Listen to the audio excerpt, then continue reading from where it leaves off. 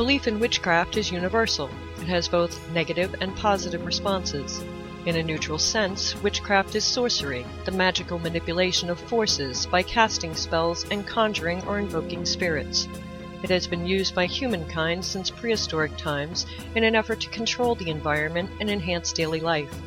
Throughout history, witches have been feared because they were believed to be evil, in consort with the devil, and able to fly through the night on a broomstick and shape-shift into magical creatures. The same women who were sought after, healers, midwives, the wise women and crones, for help were the ones who were also feared for their knowledge. In truth, witches are in tune with nature and with themselves. They are men and women who are dark and light, day and night, healer and justice all in one. To be a witch is to be a keeper of balance, the essential witch.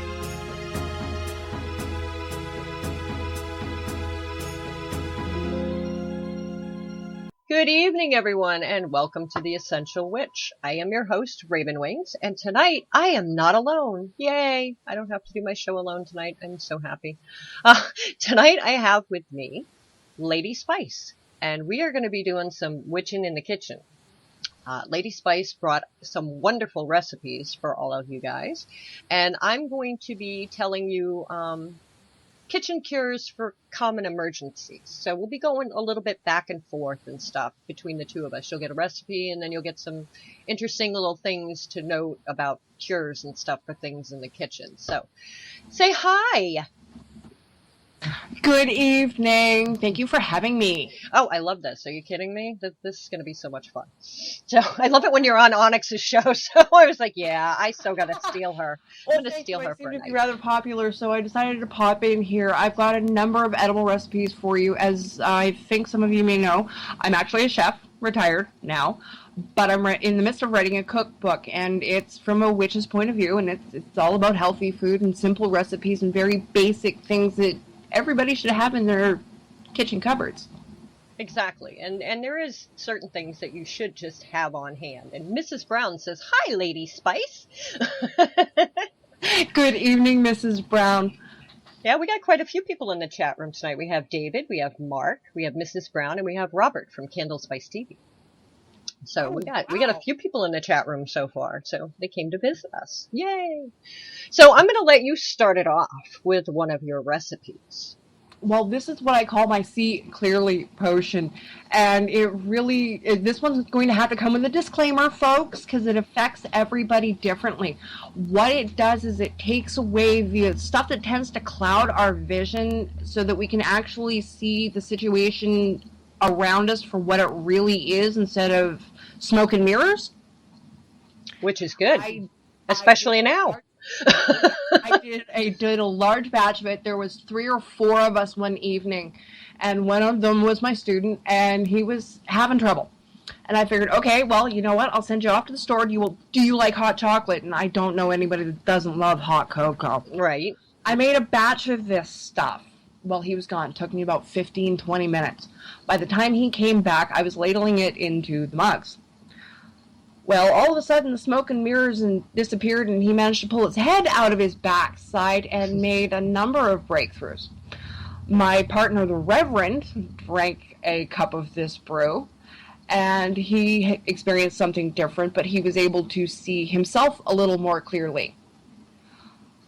Being the experimenter that I am, I decided to, down the 3rd cup, and I had a different experience again. Again, I saw things a little more clearly, but it was my psychic skills that were coming in sharper and clearer.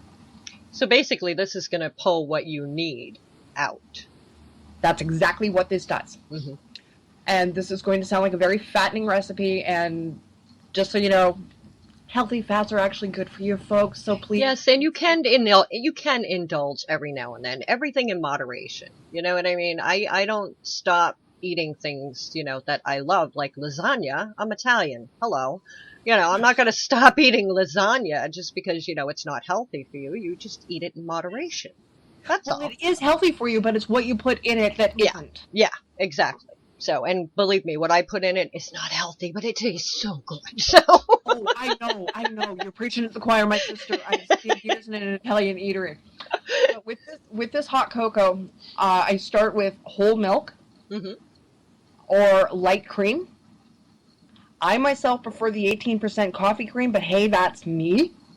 Or half and half, or Yeah, yeah. you want this to be rich. You want this to be creamy. You need that stick to ya Yep. kind of body. And start out with a single serving. You can do this in as big a batch as you want because this actually goes down really well cold. Mm-hmm. Chocolate milk works Mm-hmm. great. But with something like this, make sure you label it, skull and crossbones, do not drink. Yeah. Yeah. And it's one serving, 1 cup, and that's all you need. It's a one and done. You can do this as often as you need to, but for each individual cup, and there is kind of one key ingredient that I do like using, and that's vanilla beans. Yes, not that imitation crap. No, if you can't get your hand on vanilla bean, get yourself real vanilla extract. And it's not going to be this watery stuff. If you tilt the bottle, it's going to coat it a little. Mm-hmm. That's what you're looking for, and it should be so dark you can't see through it. It should be the color of molasses. Oh, yes. Yeah, Mrs. Brown and I discussed that one night about vanilla and using real vanilla. Oh, I love the actual true vanilla beans. Mm-hmm. And if you can find them, the bourbon candied vanilla beans. Ooh, those sound good. Oh, they are. Take a cup of your milk or your cream, put it in a small saucepan over medium-low heat. You don't want to scorch it. You just want to warm it gently. If you're using a gas stove, maybe 1/4 to 1/3 of an inch of flame. Mm-hmm. Okay? Some people have gas, some have electric. I have electric. Yeah, I've got electric. I miss my gas. Oh, I miss the gas and the propane stove. Mm-hmm. Just absolutely perfect heat. Those in cast iron, best way to go. Oh, yes. Absolutely. Speaking of cast iron, you can do this in a non-stick pot, but I usually use nothing but cast iron. Mm-hmm. I find it works better. And this is also something you can make over the campfire. Oh. But again, per serving, 1 cup of milk, 3 tablespoons of sugar. I use raw cane. Mm-hmm. I've had a couple people swap it out for stevia, but they've cut down the sweetener just a bit. Yeah, because you have to. Have you ever noticed that? The artificial sweeteners are sweeter than regular sugar. The true stevia is not artificial. Oh, okay. It's just, it's nectar like agave. It's very sweet, very syrupy, Okay. like maple. Yep. And a 3.5 tablespoons of pure dark cocoa. Mm-hmm. Now, if you really want to get decadent, you can take 3 ounces of semi-sweet dark chocolate and grate it into the milk instead of the sugar and the cocoa. I don't know about everybody else, but I'm, hankering for a hot cocoa now. Oh, just wait, it gets better. Oh. Because what you're going to do is you're going to take those first 3 ingredients, you're going to combine them in a saucepan. Make sure it's, you've got some stir room, because trust me, it's like a cauldron. You need, 3 to 4 inches in case it starts to bubble up. Yes. Because milk is notorious for scalding, and so is sugar, so this is why the slightly lower heat. Mm-hmm. As you start blending it together and the sugar starts to dissolve, stir counterclockwise, and always, always with this, use a wooden spoon. I can't stress this enough. Your best kitchen wand is a wooden spoon. I totally agree there. I have like 5, 6, something like that. I have maple, I have ash, I have oak, I have cedar. Because each plant and each wood has its own energy and its own use. But for this one, just plain old-fashioned white pine is what I usually use, because I go through them so much. They stain, they break. Oh, Mrs. Brown wants to know if bamboo is okay. Yes. There you go. You want to go with something natural, so don't use plastic, don't use, if you can avoid it, don't use metal. Yeah. I wouldn't use metal to stir milk anyway. No. No, it tends to curdle the milk if you're not careful. Yeah, icky. Yuck. Very much so. And do this until your cocoa is dissolved and your your cocoa is incorporated and your sugar is dissolved. And as you're counterclockwise stirring this, and you always start from the middle and in a spiral, work to the outside. Once you've gotten to the outside edge, starting from front to back, or top to bottom, from one side of the pot to the other, forward and back to and from you, there's a chant that goes with this. Remove from me what needs removing. Show to me what needs to be seen. And now you're going to keep repeating this. This is your mantra. Because this is what's going to actually infuse the spell into what you're doing. It takes about 5 minutes. You're going to do this until the milk starts to just very gently steam. You're going to start the same way, only going clockwise.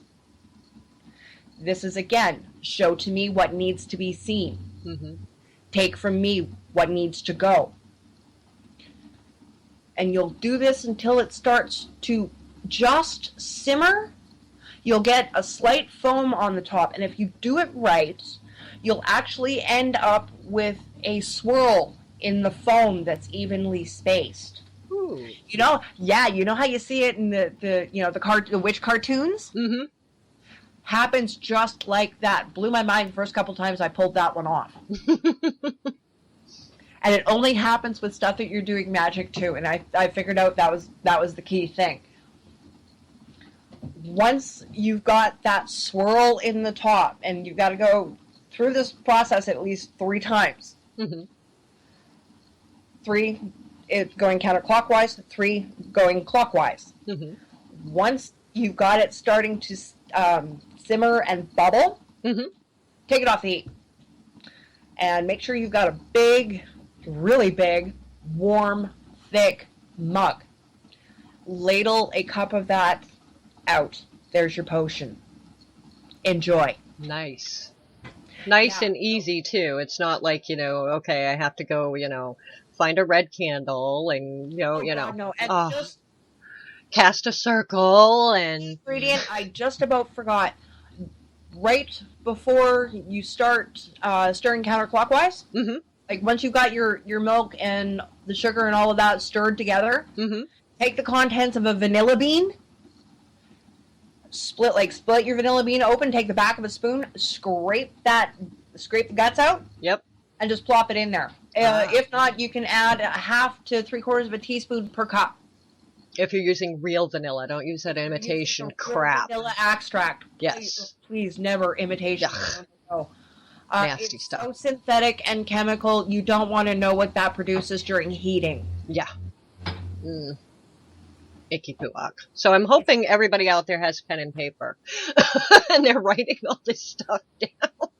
If not, tell you what, I'll email you the recipes, and if people ask, you can pass them out. That works. I might have you just post them up on the page. Just throw them up there, But that is cool. That is cool. I'm going to have to try that. I'm definitely going to have to try that. Please. And I mean, it is wonderful, especially if it's one of those, you're faced with a situation, you don't know what you're going to do, and you're not quite sure if you're seeing what you think you're seeing. And that seems to be all day today. Well, I guess I know what you're having after this, huh? Yeah, it kind of looks that way right after my shower. I have... Who doesn't like hot cocoa? Exactly. Now, I have a little tip for everybody who gets sunburnt skin. Because it is that time of the year where people go out and they spend a little too much time in the sun and get sunburned. I'm listening. What'd the Reverend say? I'm listening. He's one of those burn and peel kind. Yeah, me too. I feel you. Unless I go tanning in a salon, forget it. It's burned over. Oh, fake and bake. Off. Yeah, fake and bake. I have to do it that way. But for burnt skin, for sunburnt skin, grate potatoes, actual potatoes, and apply them to sunburned skin. The starch will actually cool and soothe the burn. And another thing you can use is apple cider vinegar. You can do it plain or diluted to ease a sunburn as well. So if you're, that sunburn, especially when the sun goes down and it gets really hot and it starts to sting, Grated potatoes or some cider vinegar will actually cool the sunburn down. One of my favorite tricks is to dampen down a sarong or another light fabric, like a sheet, Mm-hmm. and wrap up in that in front of a fan.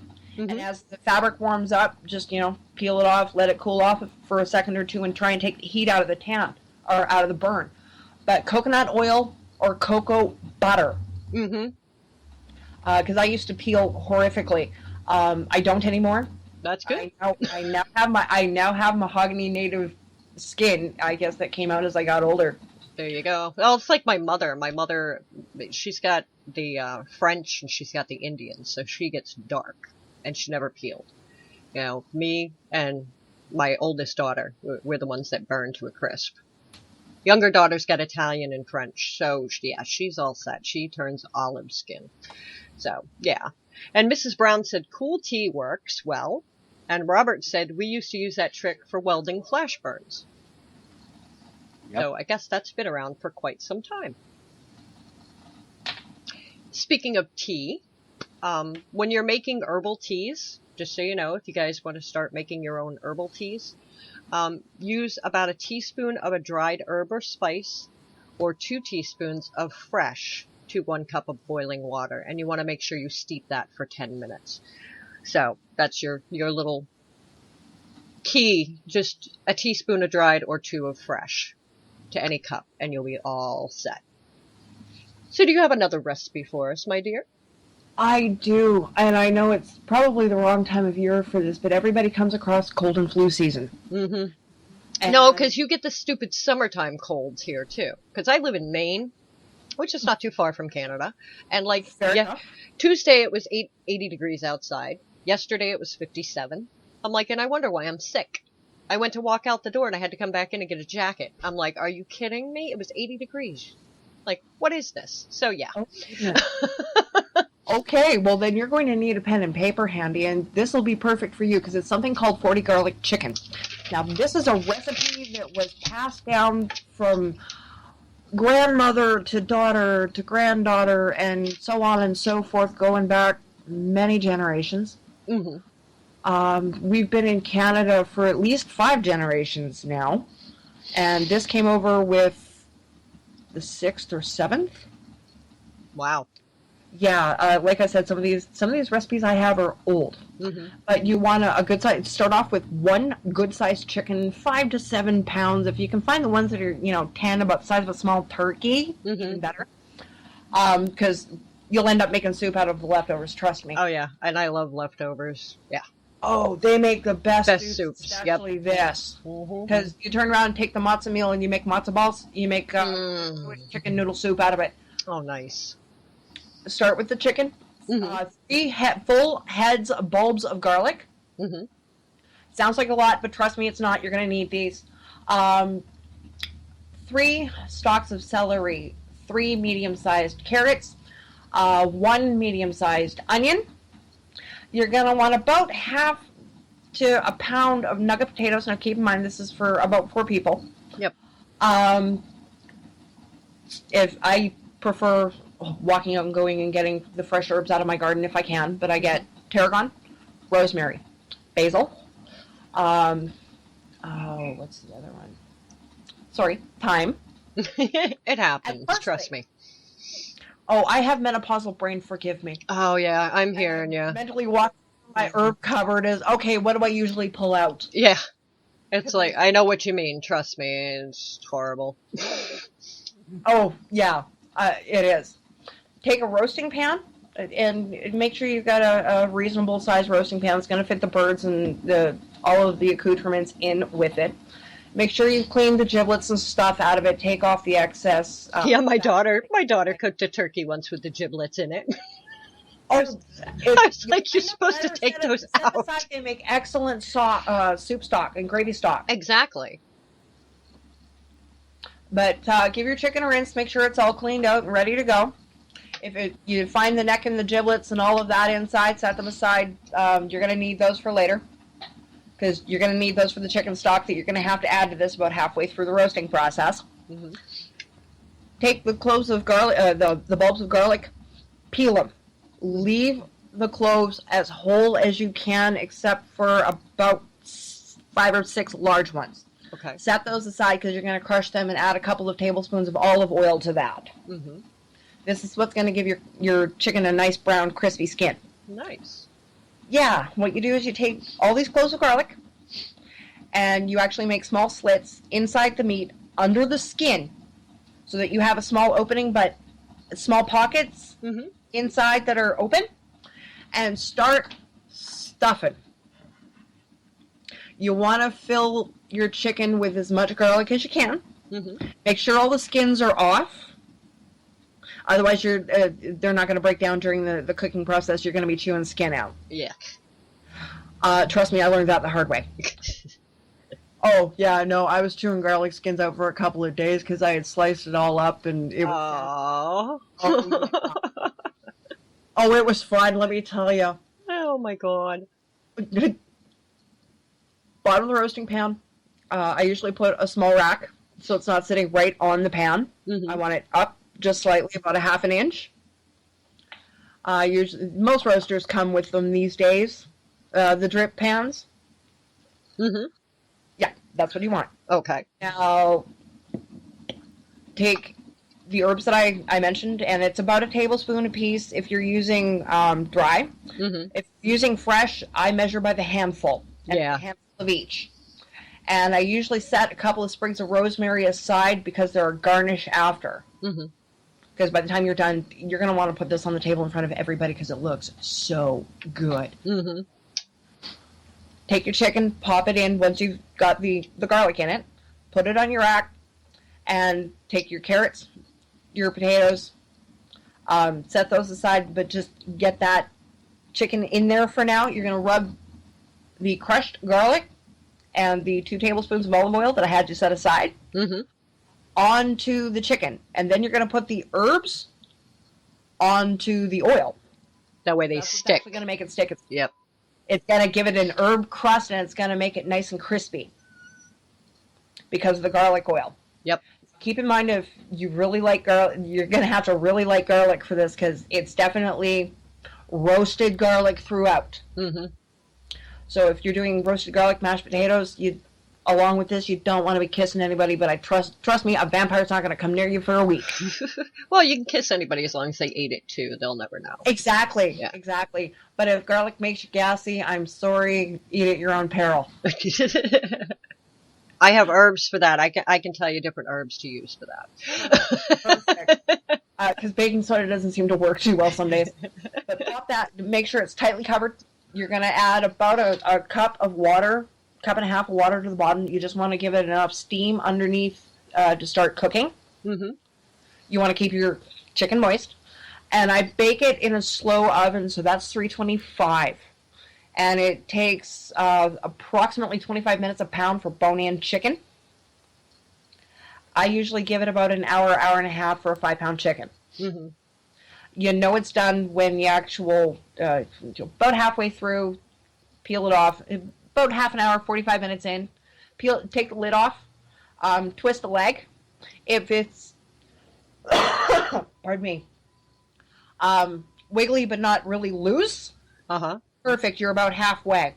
That's when you take your potatoes, your carrots, which you've peeled and chopped into edible-sized pieces. Mm-hmm. Same with your onion and your celery. Layer those 2 in the bottom, your carrots on top of that, and your potatoes on top of that. Put your lid back on it. Put it back in the oven for about another 45 minutes. Mm-hmm. Take the lid off.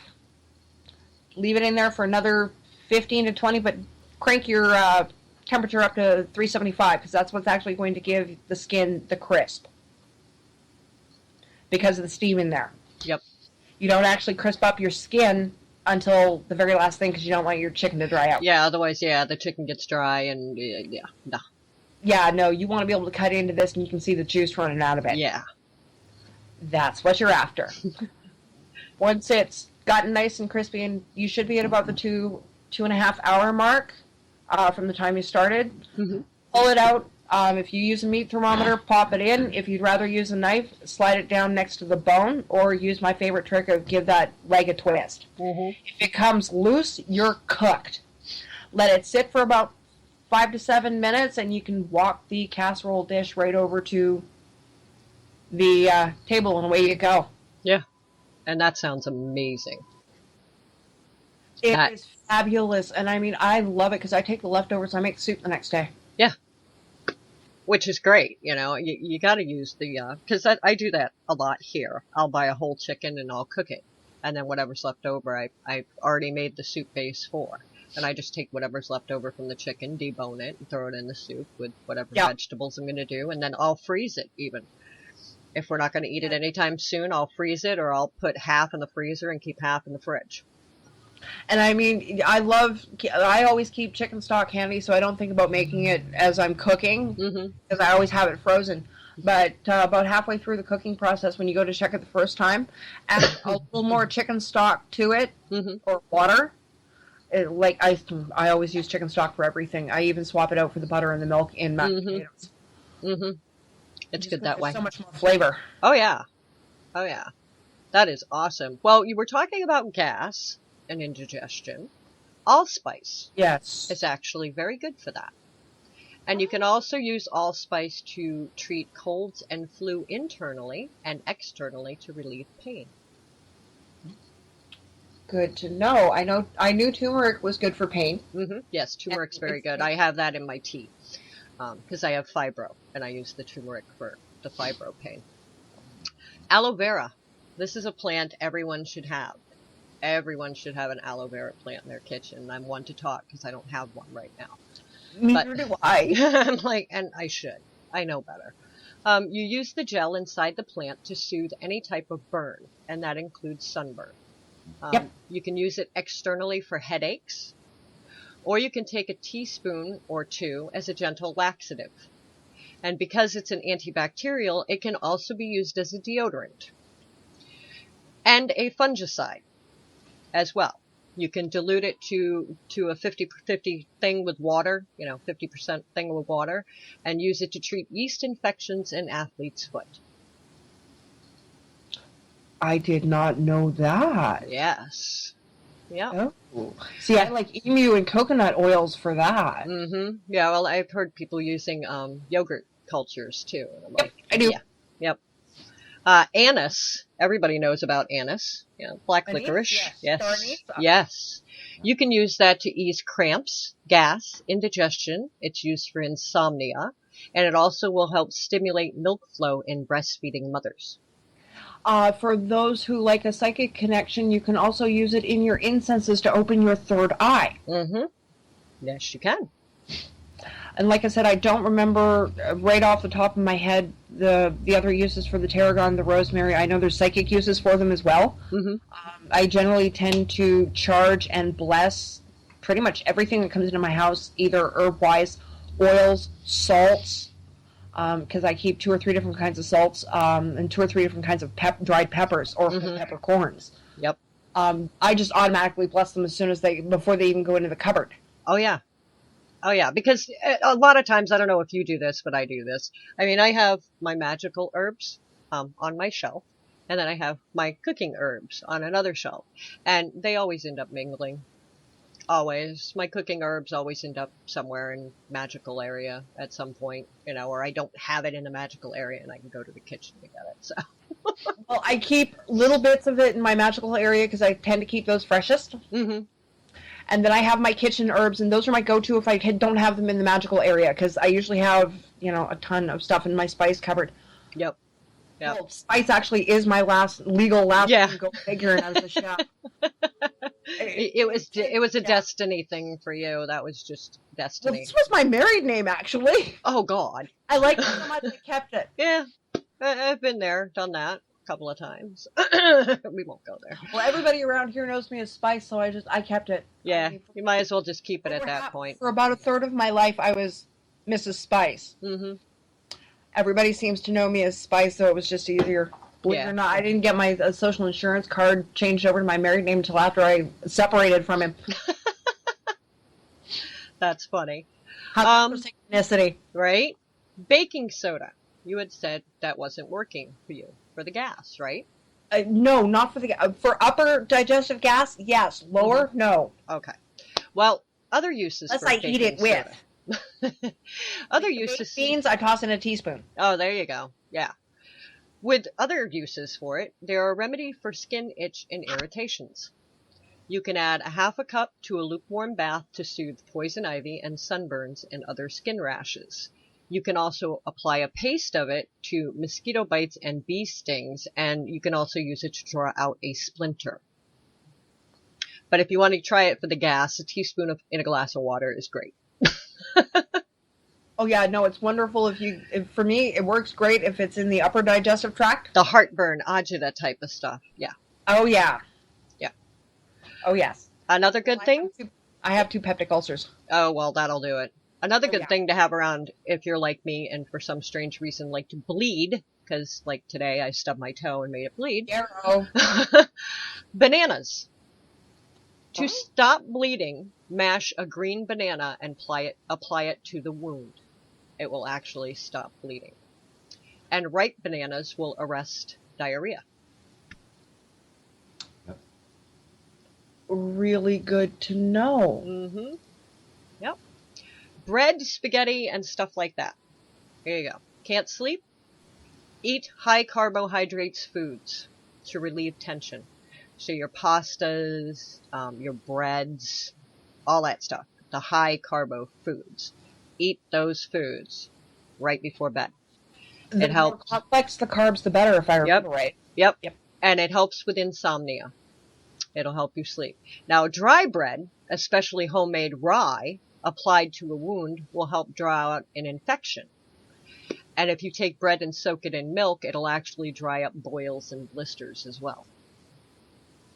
Yes, it does. It will also cause cysts to surface. Mm-hmm. So does, believe it or not, taking a teaspoon of nutmeg in a great big glass of water. Oh, yeah. Oh, yeah. I tried that once. So my auntie swears by it. I couldn't do it. No, I couldn't either. I was like, nope, not going to happen. Because of peppers, we were talking about peppers earlier, cayenne pepper. A pinch or two in your food or drink can help stimulate your circulation and perspiration and warm you up. So if you're cold, you're having a cold, make yourself a tea, and you can put a pinch or two in your tea. For quick liniment or pain reliever, add 1/4 teaspoon to a cup of rubbing alcohol or oil and massage that into your achy joints or muscles. And at the first sign of a cold, sprinkle a pinch or two into a cup of hot water with a tablespoon of cider vinegar and a tablespoon of honey.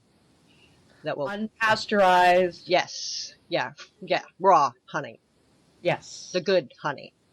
Yeah. Yes. The real stuff. The real stuff. Yes. And that will ward off a cold. And I'm going to do one more and then I'm going to send this recipe thing back. Cinnamon. Okay, I've got a killer cookie recipe. There we go. See, they're all going to love this. So, cinnamon. You want to sip a cup of cinnamon tea for indigestion and gas. However, do not drink it if you are pregnant. Cinnamon is a no-no. Cinnamon tea is a no-no for you to drink it while you're pregnant. It can actually cause a miscarriage. So, always, if you're pregnant, and always, if you're going to start using any kind of home remedies, always check with your doctor first anyway, because certain herbs don't mix with even over-the-counter medicines. So play it safe and talk to a doctor first. Okay, you're up. Okay, I don't know of anybody that can turn down the smell of fresh, homemade, warm, gooey out of the oven cookies. I can't. I know when I'm having a bad day, if I smell those, my bad day just suddenly vanishes. Yep, it's like, where'd that go? Well, never mind. The dark side has cookies. That's why I like the dark side. Oh, then you're going to love these. It's a real basic vanilla cookie dough, and believe it or not, this is actually a recipe that I cooked up. A number of years ago, when I actually entered it into a Betty Crocker bake-off contest and won 3rd prize in the late 90s. Hey, $500 US right before Christmas was wonderful in Canada, trust me. Hell yeah. Oh, it came out to about $750. Wow.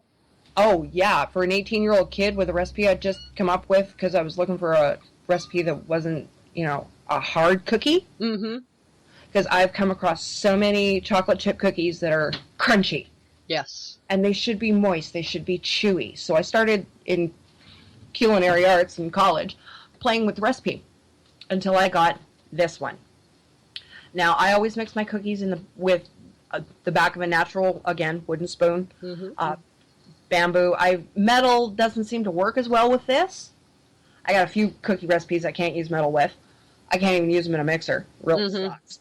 Especially when doing large batches. Oh, yeah. The shortbread are bad for that. But with this, you take 1 cup of real butter. And it's got to be real butter. Otherwise, it just doesn't taste the same. These don't work right.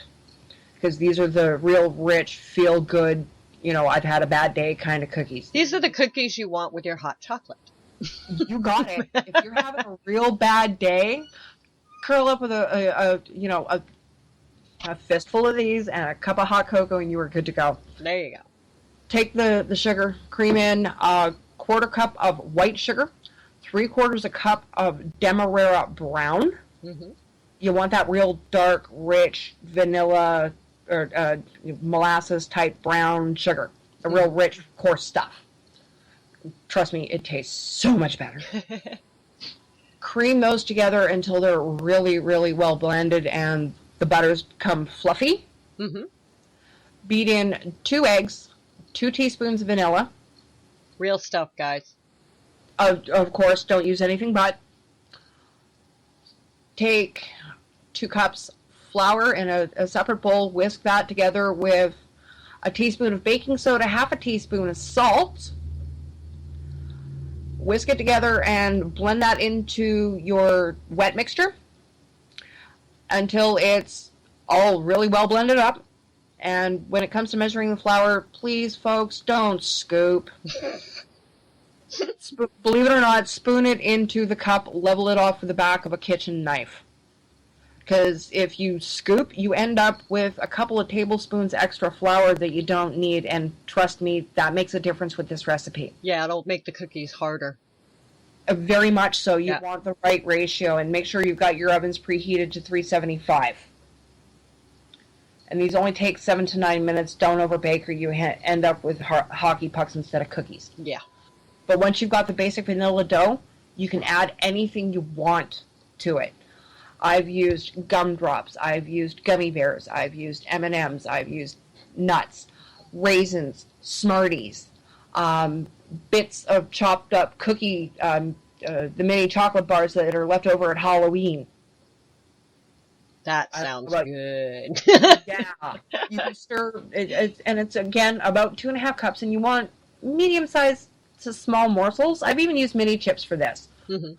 I did one that was a batch of peanut butter chips, dark chocolate, and toffee bits. Ooh. And just combine what you want until you got about 2.5 cups of stuff. And trust me, any more than that, you're not going to have enough cookie dough to actually hold everything together. Yeah. Once you've got that all mixed in and everything's kind of evenly distributed, take an ungreased cookie sheet. Take a regular kitchen-sized tablespoon, soup spoon, you pull it out of the cupboard, out of the drawer. You'll want these cookies, balls of cookie dough to be about 1.5 inches across. Form them into a small ball. Flatten them just a little bit to encourage them to spread out a bit. Pop them into the oven for 7 to 9 minutes. They look like they're not quite done in the middle. Trust me, they'll firm up. The edges will be just a very golden brown. Pull them out, let them sit and cool for a couple of minutes on the pan, or they will crumble when you go to move them to a cooling rack. They take about 7 to 9 minutes. This should yield anywhere from depending on the size of the cookie you make, about 2.5 dozen to 4. A serving is as many as you can fit between a thumb and forefinger. I got long fingers, so. That's okay. I didn't think my short little hands could hold 6 of these bad boys. Apparently I can't. Yeah, I have got long fingers, so I could probably do at least 10. I'm like, yeah, I could do that. Heck yeah. And that sounds awesome, especially with the hot cocoa. I mean, oh yeah. That would be amazing. The great thing is you don't even have to use chocolate in the cookies. You can use whatever you like. Yeah, use peanut butter in the cookies or peanuts, and then you have like a Reese's thing going on. Oh, well, if that's the case, then I should pop out my recipe for the peanut butter chocolate chip cookies. Ooh. See, now she said the magic word. Those Reese's are my favorite. You and I have the same weakness, honey. I'm horrible with that. I love Reese's peanut butter. But yeah, I've done that too. They're not as good for some reason. I'll get it down pat one day. But I like remember when they made the really, really big ones? The half-pound cups, we still have them up here. Yes, those and the itty-bitty ones. I like the really small ones and the really, really... I'm in love with the Reese bars. They have just the right amount of peanut butter, just the right amount of chocolate. How about the Easter eggs, when Reese's comes out with the eggs? We don't get those up here. You don't get those? Oh my god, you would die. No, I haven't seen those up here, but we get turtle eggs. Oh, see, and Cadbury eggs are another big weakness for me. Yeah, they're not the same since they changed the chocolate. Yeah, they did. I noticed that too. I was like, they're not the same. But the little ones don't taste that bad. Where I am... being where I am, there's a store in town that actually imports the proper Cadburys from London. Ah, lucky you. Guys, actually, North America does not get the real Cadbury. Well, we don't get the real a lot of everything, so, you know. No, and the U.S. is sadly worse off than Canada is. Mm-hmm. Because I went totally non-chemical, non-GMO. I still splurge, and, I will occasionally have ice cream for dinner. But I've lost 200 pounds. Wow, that's awesome. Oh. Just by switching to real food. Mrs. Brown said, Lady Spice, I've seen the Reese's eggs here in Ontario. Oddly enough, I'm on Vancouver Island. I have not seen them here. Maybe they sell out before I get to the store. I'm not sure. You would love them, though, because you know how you have the crust around a Reese's peanut butter cup? Oh, yeah. And you have to eat around it before you eat the middle. You don't have that on the eggs. It's like just middle. The whole thing is just middle. See, that's why I like the bars. Yeah. Oh, yeah. I'm getting hungry and I already ate dinner. This is great. Okay. Hold on 1 second. I have a recipe I have to share now. Okay, well, you look for that and I'll do a couple of things so that, I'll get a couple of words in here. Cloves. If you have cloves, everybody should have cloves. You can place a few drops of clove oil on a toothache for immediate relief, and clove tea will actually prevent vomiting and relieve nausea. Coffee. Clove oil is exceptional.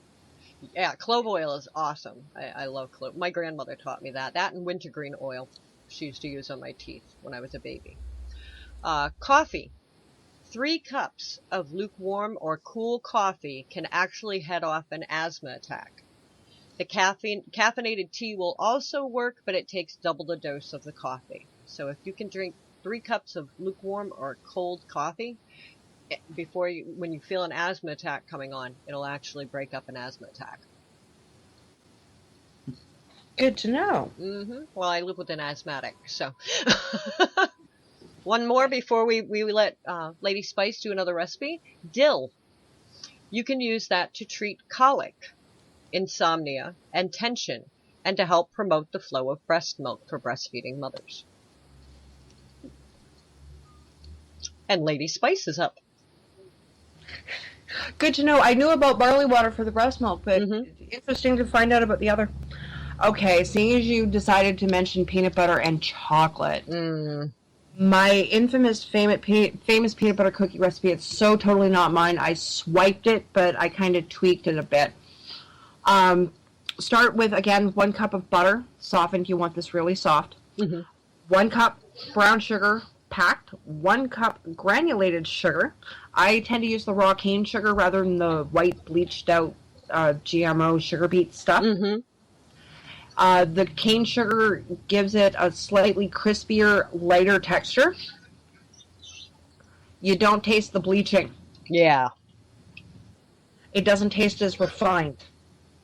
And if you can find raw cane sugar, even better. Oh, yes. You're also going to want to use 1 cup of smooth peanut butter. You can use smooth, you can use crunchy, totally up to you, but I always use 100% natural ground peanuts, like peanuts, no salt, nothing. Kraft makes it, Adams makes it. I'm sure you can probably find it in your local health food store as well. Yep. And I used to, when I worked for a health food store, my daughter works for one now, but when I worked for one, We did the same thing she does. They actually make the peanut butter right there for you. They take the peanuts, put it in the machine, and make it right there. And you'll know if it's true peanut butter, real peanut butter, because there's always oil on top. Yep. You'll always have oil on top. And don't throw that oil away. No, you actually need that to thin out the bottom of the jar of peanut butter. Yep. Because it gets really hard at the bottom. Oh, but that makes the best fudge Yes. once you warm it. Oh, yes. Anyways, once you've got that all together, beat it until it's fluffy and creamy. And to that, again, in a separate bowl, because you always mix your dry stuff first to make sure it's evenly distributed. Mm-hmm. 1/4 teaspoon of salt, 2 teaspoons baking soda, and 3 cups of general all-purpose flour. And again, don't scoop, spoon it in, level it off. Because that makes a big difference if you're measuring out for things like cookies. Oh, yes. Because if there's too much flour, especially in your cookies or your pastries, because there's often sugar and fat involved, it makes it tough, it makes it hard. It's not as fluffy either. Yeah, you don't want... You want something that you can actually chew on instead of, chip me off a peace paw. Yeah. You don't want something you need to take a cold chisel to. Definitely. Shape these into small balls. I usually about 1 1/4 inches or so.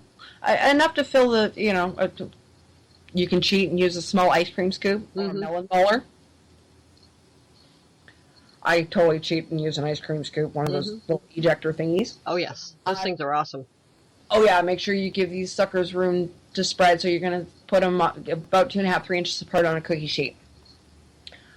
Take the back of a fork and dip it in flour to keep it from sticking, and you're going to put a crisscross hatch pattern in the tops of the cookies.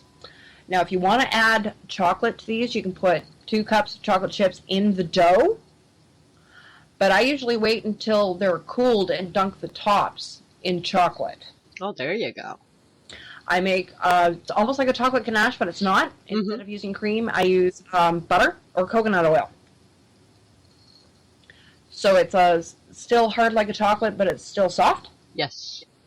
So you can do that one of 2 ways. You can add chocolate to it before with the 2 cups of chocolate chips, the semi-sweet or dark. I like the dark minis. I just totally love them. Dark chocolate is the best.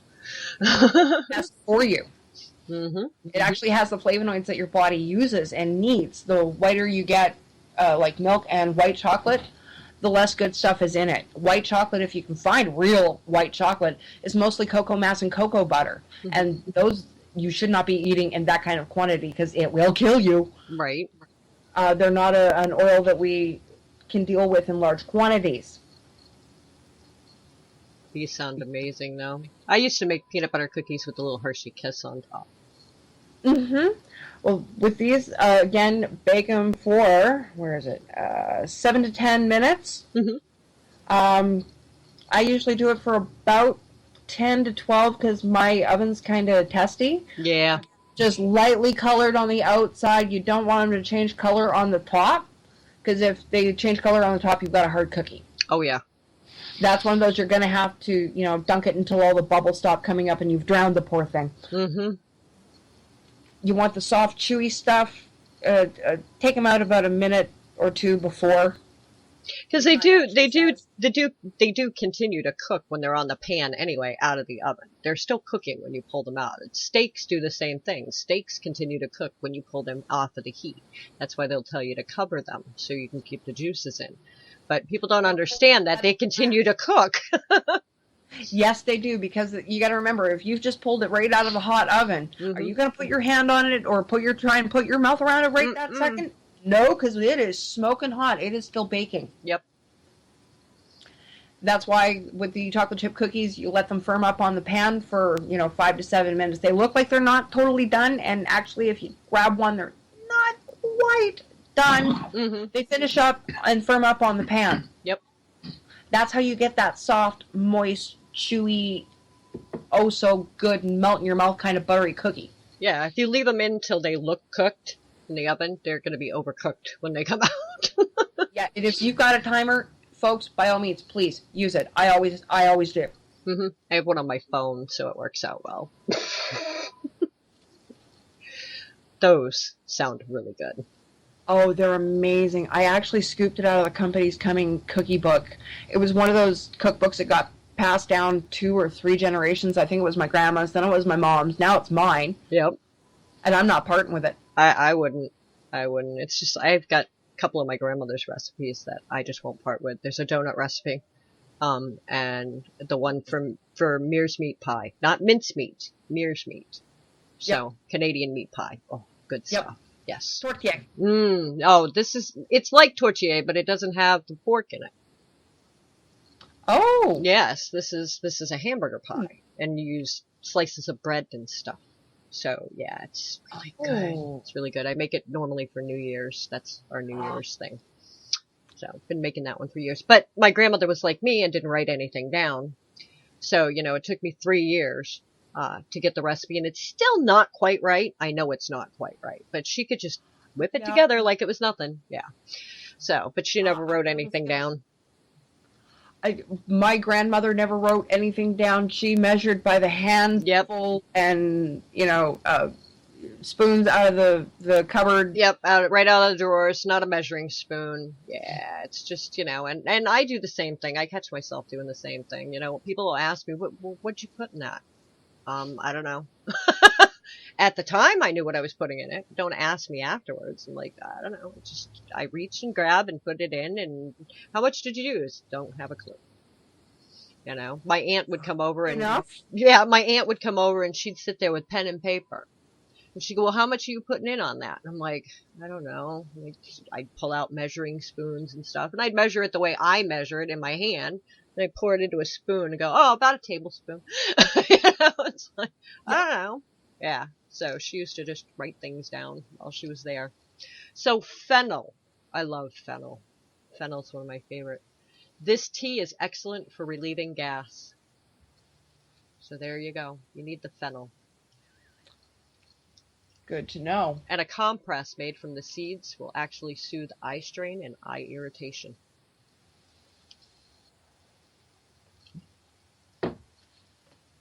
And for you garlic chicken lovers, because we did the garlic chicken there, rub a raw cut clove over a bee or a wasp sting to relieve the irritation.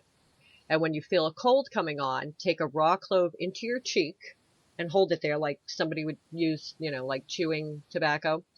You can do it that way, or you can chop it up really fine and add a tablespoon of honey, raw honey, for coughs or congestion. So, see, you can have the chicken with the garlic and then have some more garlic afterwards. Well, believe it or not, constipation. Mm-hmm. Make a paste out of about 7 or 8 cloves of roasted garlic. Mm-hmm. And chew that down. It'll work. Takes about 12 to 24 hours, and you'll be feeling right as a fiddle. Ooh. I have to remember that one. Oh, I learned that from the old Italian chef I worked under. Ah, there. Cheese in everything. Oh, yes. Asiago. Oh, Asiago's my favorite. That and Havarti dill. I love Havarti dill. Oh, one of my favorites. Oh, yes. I'm a cheese person. I love cheese. Oh, a good fresh ricotta. Actual, not the store-bought stuff. Real stuff. That and mascarpone. Oh, yes. I have a couple of recipes I pull out at Christmas that mascarpone cheese. I got a recipe that I got to share with you. It's cannoli pie.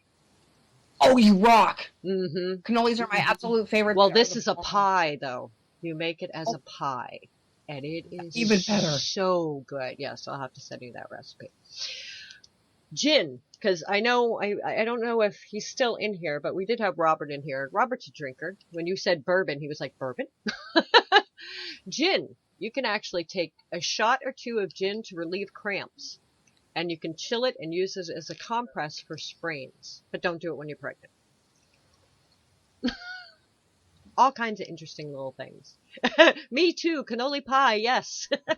Mrs. Brown wants that recipe too. Yeah, I made that for an ex-boyfriend's family for Christmas. And they were like, oh my God, we want this. We want this recipe. You have to give us this recipe. And I refused. I was like, nope, we're not married yet, so you're not getting it. So we never did get married, so they never got the recipe. So yeah, they never got the recipe. But I have, like, Roger's mom offered me $100 if I'd make her another lasagna. So that's one thing I can do really good. It's cook. And she'll go, well, what's in it? I'm like, not telling you, because she'll try to make it. When people ask what's for dinner, I look at them and go, food. Yeah, well, that's what Roger does. What's for dinner? I don't know. Whatever I throw together when I get in there. What are you making? I don't know.